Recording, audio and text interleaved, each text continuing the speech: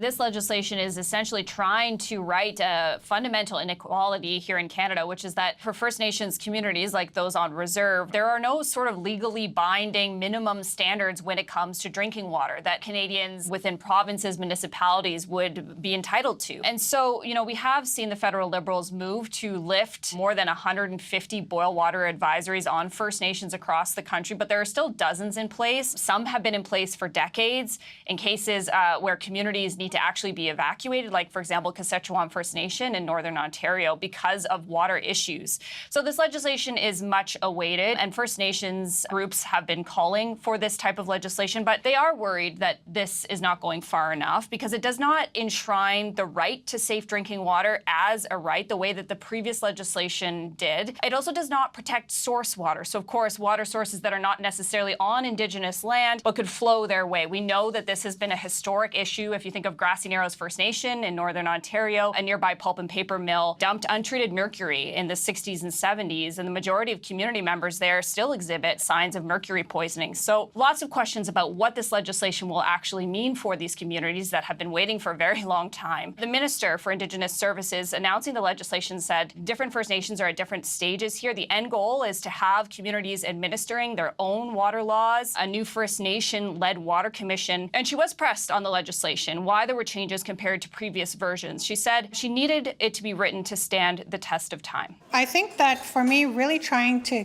get this process right, listen to the people that I'm working with, listen to the people that I'm working for, getting their feedback. Their feedback was, get this bill to pass. Get this bill in a place where it's not challenged. Get this bill in a place where we can be involved in the process. And many leaders have also asked me to get this bill in a place where we can work with provincial governments, with territorial governments, so that we can have a conversation amongst ourselves.